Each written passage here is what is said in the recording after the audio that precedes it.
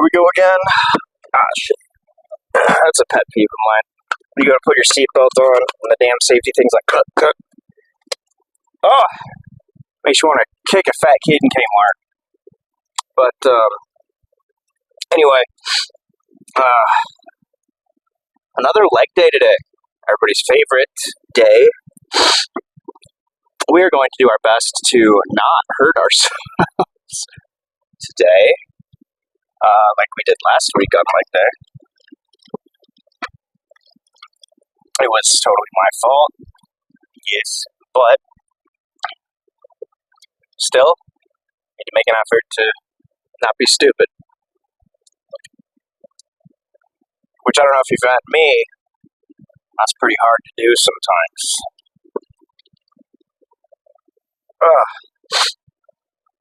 And other fun news and updates, the turbocharger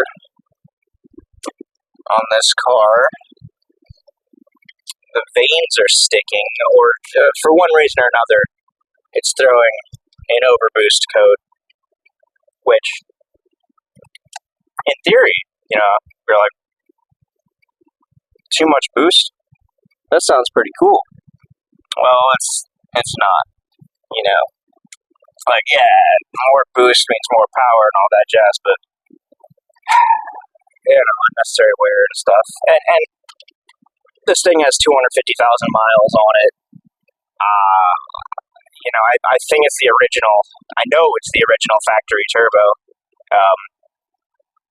Like the wastegate is trash, the actuator valve is trashed.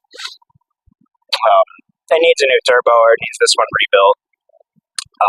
I've heard that if you take the core out and just soak it in gun cleaner, or there's some sort of chemical that people recommend, it's super toxic, but it cleans the gunk and stuff off really well. Oven cleaner I've heard works good too. But anyway, moral of the story is it's dirty, or it's stuck, or it's broken, and my options are get a new one, get a shitty eBay one, which is probably what's going to happen because most of this car is shitty eBay parts at this point, or rebuild the old one. Or if you can find them from a junkyard, that's cool too, but they tend to disappear rather quickly, so probably not going to find one of those. I have dog fur on my face, that's why I keep scratching it. I was cuddling my puppy.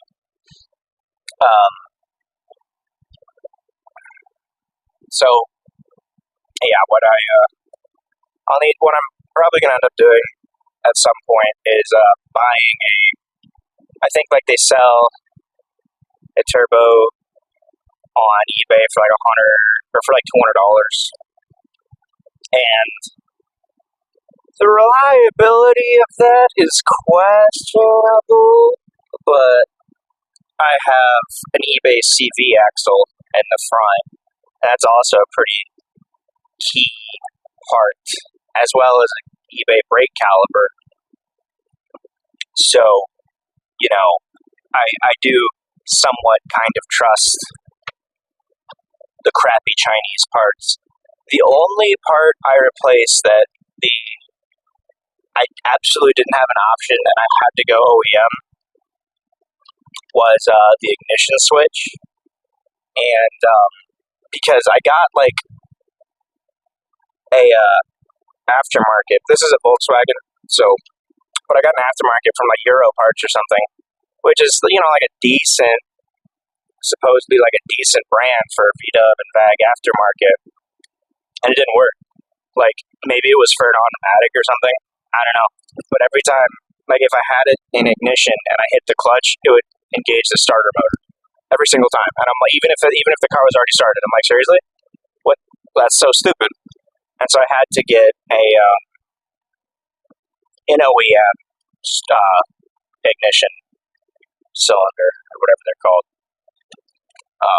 That's the only thing I've actually run into. All the other stuff, electronics, mechanical parts, lines, hoses, Chinese stuff works just fine for a fraction of the price.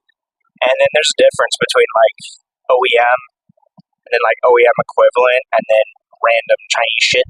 A lot of the stuff that I buy is OEM equivalent. Because, like, so for example, the brake master cylinder and the clutch master and clutch slave, like, if you buy them off of Volkswagen and it says Volkswagen on it, it's gonna cost like $100 a piece, you know. And it's, but then if you go buy it from the OEM, which I believe is Borsung, something like that, BORSEHUNG, which is the OEM, like that is the OEM manufacturer, but it's only like $35 a piece. It just doesn't have the little 4 Audi Volkswagen, bag circles on it. That's literally the only difference. It's the exact same part.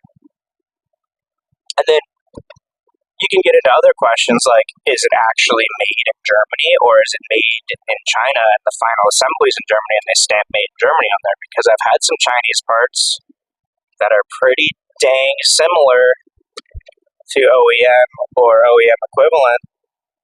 So, makes you wonder. And that's just not true of the automotive sector, too. I mean, that's anything you look around, like, and you're like, is there really a difference between this and that? Because, honestly, it's highly likely that this thing that says it's not made in China is actually made in China, and they just ship it somewhere else and do the final assembly, and then they can throw a made in X country on there. And that's a very real thing, you know. Ask yourself these questions. Does it really matter? You know, or is it actually made in the U.S. or the Philippines or Taiwan or is it all made in China? Who knows? I don't know. I guess I don't really care. As long as it works and it's cheap. So I am poor. But yeah, back to lifting. So today, I'm once again going to the gym that y'all saw yesterday, which I'm a big fan of. It's very old school. There's not, like, the plates don't really match. The machines are like 80s, a lot of old Cybex equipment, which I'm a big fan of. I personally really enjoy the old school gym versus like the new TikTok-y, everything is Life Fitness or Rogue equipment. I like the older machines because they don't work for you. You have to work for them. Like on the modern day, like equipment, there's leverages and mechanical advantages and pulleys that make it easier for you. And if I'm lifting, if I'm moving weight, I don't want it to be easier. I would actually prefer it to be harder for a multitude of reasons. But the primary one is that if it's harder and it puts more strain and more tension on your muscles, it's gonna make you bigger, Plus, you don't have to carry as many plates if you're lazy. But yeah, so you have these modern day equipment. Not to rag on it, I mean, it still gets the job done, but like, you go and find a hack squat from the 80s or the 70s, if they were like popular back then. But you find an old hack squat machine, and then you get on a new modern one from Life Fitness or Rogue or Titan or whatever brand you ascribe to, and you compare them, and it's going to be a world of difference. Same thing with like pec decks or chest press machines. The biggest ones I found are like the leg extension and the adductor abductor things and any sort of like leg machine, because like we have one at this gym, super old school. I don't even remember the brand, but it's a leg extension. It's plate loaded, and if I put 2 plates on there, it's like 90 pounds each side, 180 pounds total. It feels like I'm doing like 300 on a pin-loaded leg extension. Like it's so much heavier. I don't know if that's like the moment of inertia is different, or like the angle or whatever it is, but like I know how it feels, and I know how my legs feel after using that machine, and you just get much better workout and lift with that old equipment. Leg curls too. There's a plate-loaded leg curl there, and it will make you beg. Like you put one plate on either side, 90 pounds, and I will be shocked if you can get like 20 reps, like 20 good reps. Also, that one's kind of interesting because the range of motion on it is much more severe than a lot of other leg extensions. Like a seated leg curl, you go from here to here, and that's it. That's all you got. Like whatever that is, like maybe 100 degrees, 110 degrees tops, depending on like how much you can hyperextend your knees. And then your laying leg curl, you can get usually pretty much all like 135, 140 degrees all the way around. This one, dude, it is close to like one way all the way over, because the only thing, there's no like mechanical limitation for how far you can go back. It's when it hits your ass, more or less, like when the pad makes physical contact with your body. And so the ROM on it is just intense. I mean, you can get deep on that machine. And so like 90 pounds on that is like 180 on a seated leg curl, or like 120, 130, 140, like 150 on the other kind of laying leg curl machine, the pin loaded one. So yeah, old school machinery is really where it's at. And I mean, you look at the guys back then that were training on that, the 80s, 90s, early 2000s. They're huge. They're monsters. I mean, that's the kind of equipment Lee Priest and Ronnie and Arnold and all the legends were training on. And in my opinion, if it ain't broke, don't fix it. Like we in my high school, we had a lot of old equipment, like stuff that I don't even know if you could find it anymore. But one of them that was really stuck out to me was we had a neck machine, and you could load weight on a plate, and you push it with the side of your head that way, forehead, or you lean back, and it would rotate a plate. And it was for wrestlers and other sports of that discipline. I used it a lot because I was a wrestler. You need to bridge a lot, and like when you're finishing off like a half Nelson or something, like you support yourself on your forehead on the mat. A lot of stuff like that. And that's just a cool, specialized thing. I don't expect to see that like anywhere, maybe in like a UFC gym or something. But I just really appreciate oddities and fun things like that. Anyways, though, legs today, we got some hacks. Probably, I know we're going to have like some form of leg extension, some form of leg curl. Excuse me. I don't think there's leg press today. I'm trying to think of what other exercises there are. We'll see. Maybe there's only like a handful, and I can just get done real quick. I would like to do cardio today, but my coach's instruction is that you're not really supposed to do cardio on your leg days. And there's probably some scientific reasoning behind that, so I won't. Plus, I really don't like the cardio equipment that's at this gym here. I will probably get some steps in now, just like hit up the treadmill, play some Wild Rift or Teamfight Tactics on my phone, and get a couple walk maybe like a couple miles, a couple thousand steps. I average about 2,000 steps per mile, so that's what it comes out to. But anyways, here we are, and I will see you guys around. You guys take care. All right, we got some hack squats. 4 plates on this jaunt. This is that old vintage hack machine I was telling you about. And last time I did this, I blew my back out wearing a belt, ironically. So I'm going to not wear a belt for experimentation purposes and see if my back dies again. It shouldn't. The one drawback about this machine is the depth stops when I could go a little bit further. You'll see. But like, if I bottom it out, I think that's good enough, right? So 8 reps of this, and we're just going to kill it easier when it's over.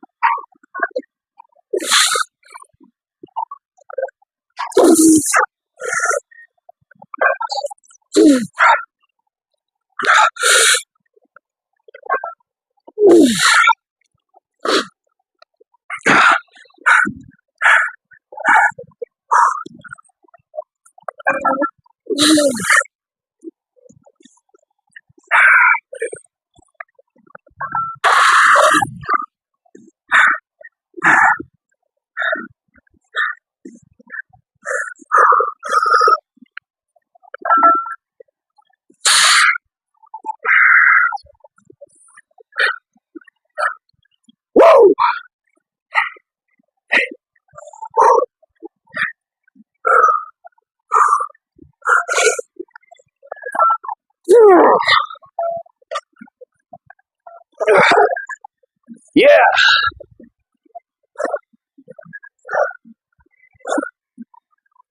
Yeah. I tell you what, man. 4 plates is getting harder. But I mean, you got to pay to play. Nature of the beast.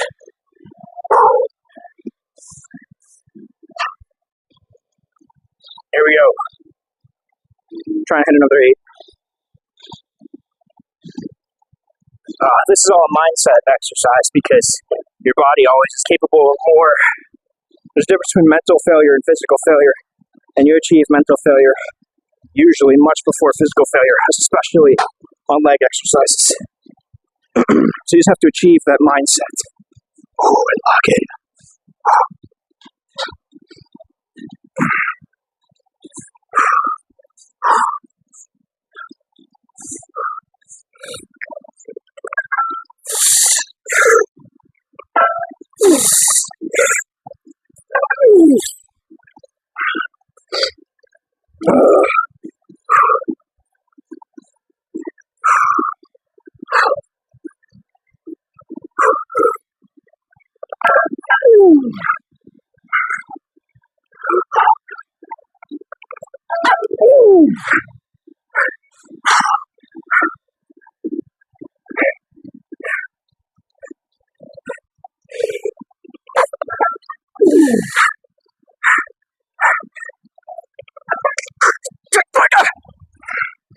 Okay.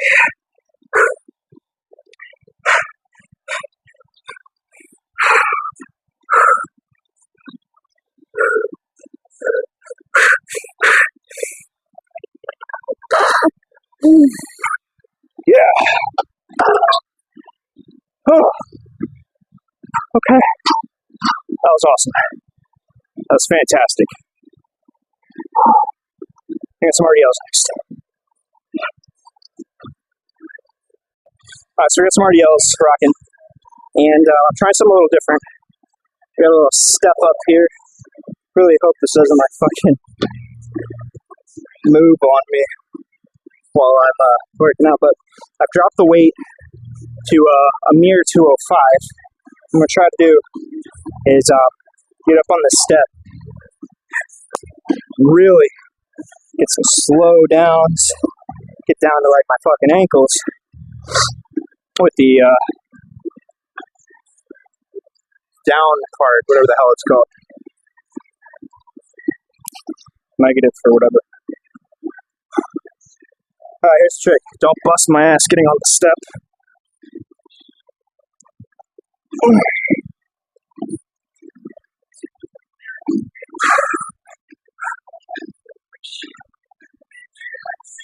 Oh, jeez, yeah.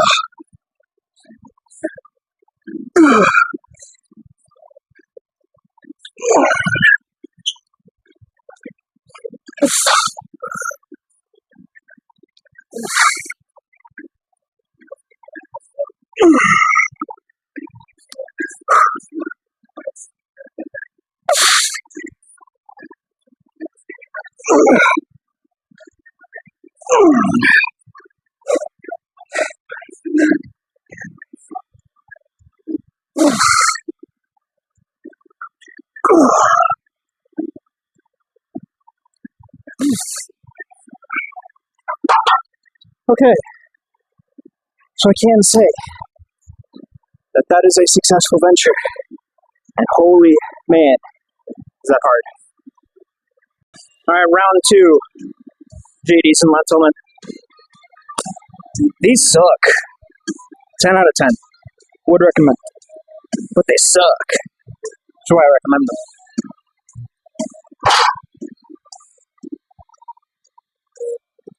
I'm gonna adjust this jaw a little bit. There you go.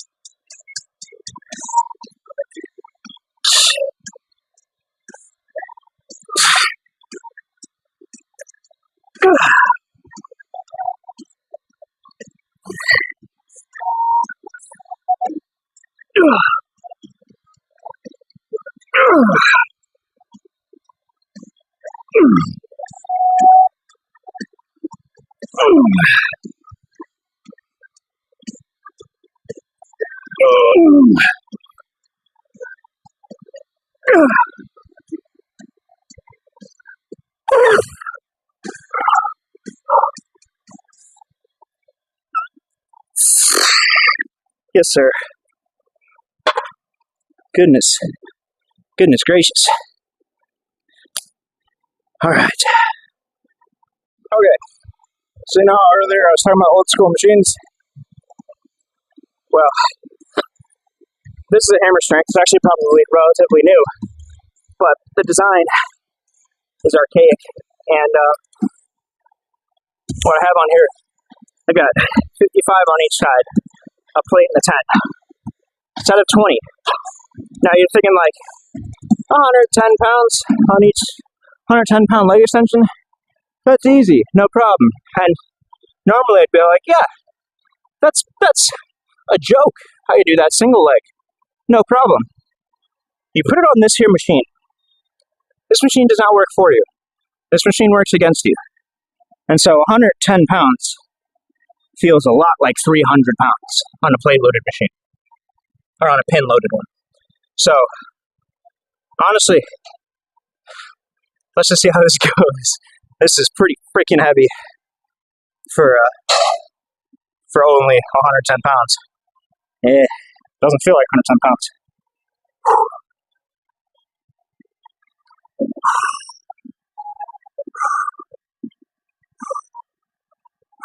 Sweaty.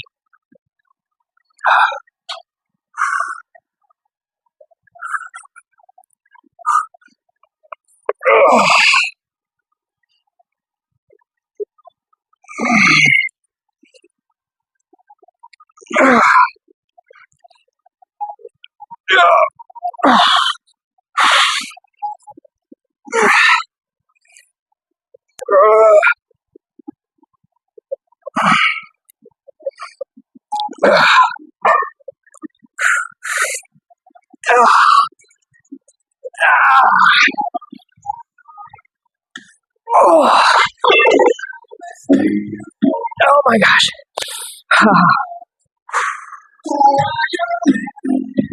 Yeah, so, like I said, I think that was 16, and I just, wow. So yeah, this machine, dude, you're gonna make it work for it. Alright, here we go, guys. I dropped the weight to 90 because this machine is still effing heavy, which we love. We like heavy, angry machines. My ex was a heavy, angry machine. Anyway, here we go.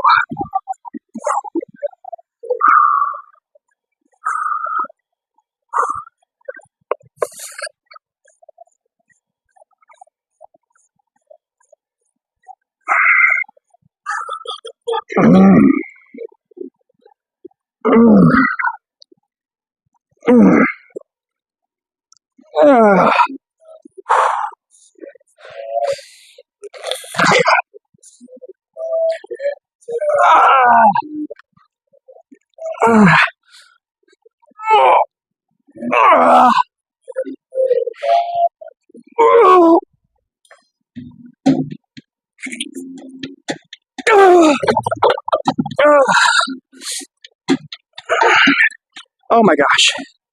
Yes, sir.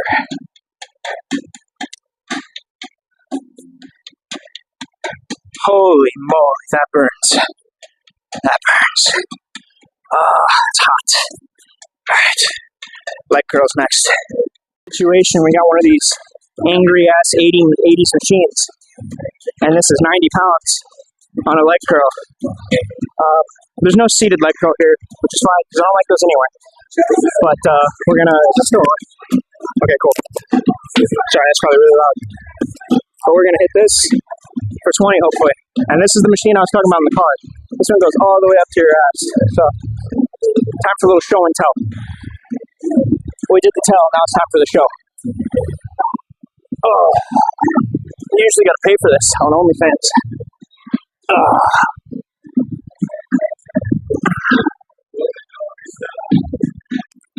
Oh, that's heavy.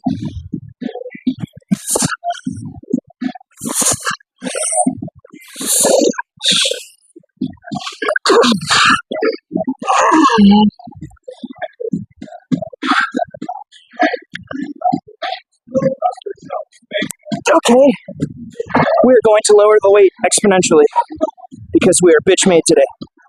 So, but you live and you learn. I'm gonna drop it quite a bit. Alright, so I dropped it to 60, and I'm gonna go for 15 here. Slightly embarrassed for the last one, but hey.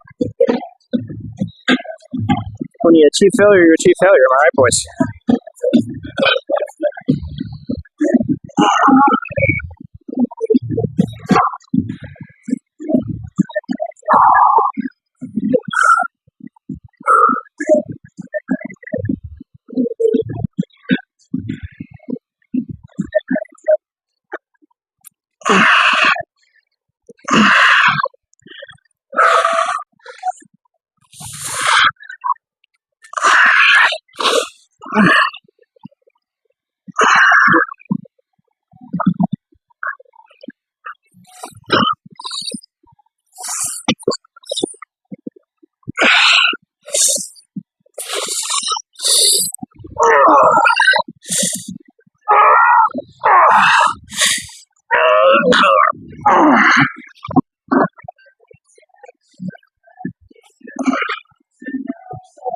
Oh my gosh.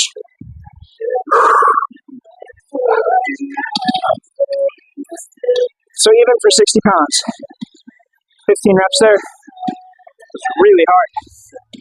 So yeah, another one of those, and we'll be good. Alright, I don't think I'm going to get the full 20. I don't even think I'm going to get the full 15, frankly, because my hamstrings are totally freaking cooked after those RDLs. So, but we're going to hammer it out anyway, and just get what we can get, and then move on to some hippie boy movements, and what do we call it? So, well, let's do it.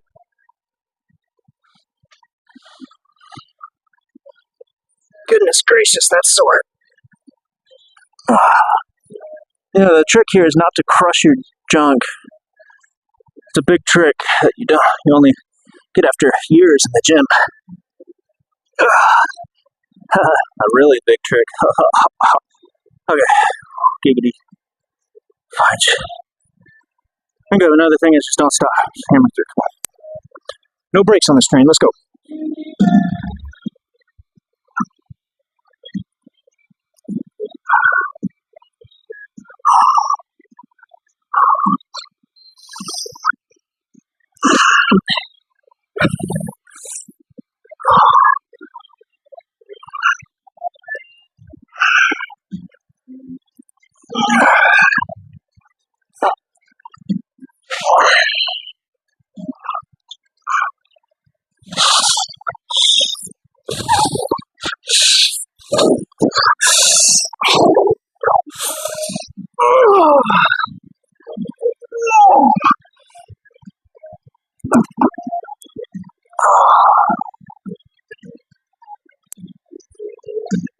Oh, agony.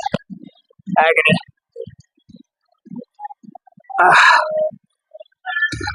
Hey, we got 16 now. Yes, sir. Alright, so we got 2 sets of 25 on these bad girls. Naughty. Oh, jeez. The practicing giving birth exercise here. So, I don't remember what I do on this. I guess I'll try something. And if it's too much, it's too much. Simple as, right? It feels like too much. It's too much. Okay, try this. Here we go. I kind of get my hands here just because this pad is not very forgiving.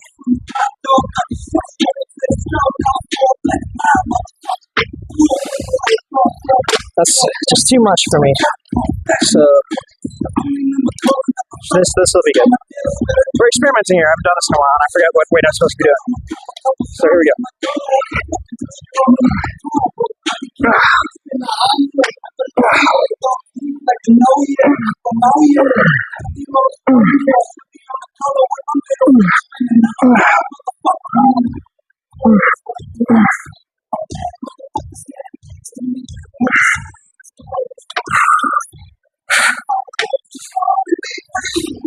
Oh, goodness gracious. Yeah. So what's our weight? 130 apparently is what we can do for this. Obviously our machine's different too, so next machine won't be the same way. Alright. Let's hit it.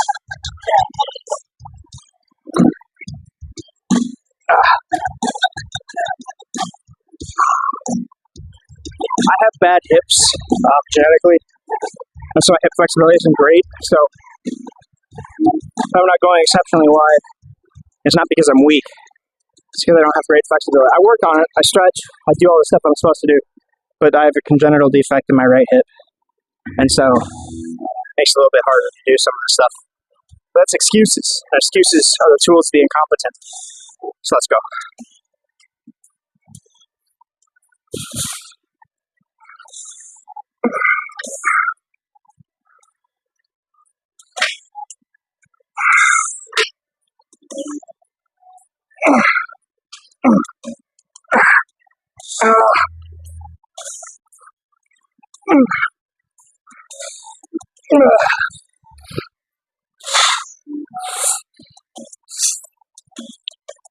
Goodness gracious.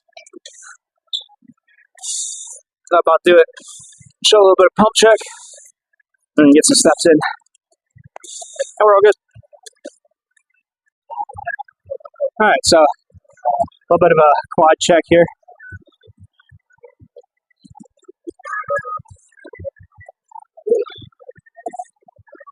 It's back up.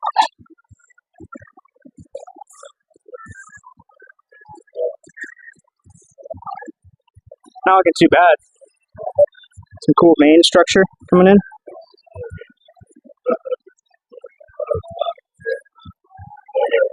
Striations on the left quad here. Got some fingers coming through. That's pretty neat. So yeah, not looking bad, I tell you what. Alright, I'll see you guys around.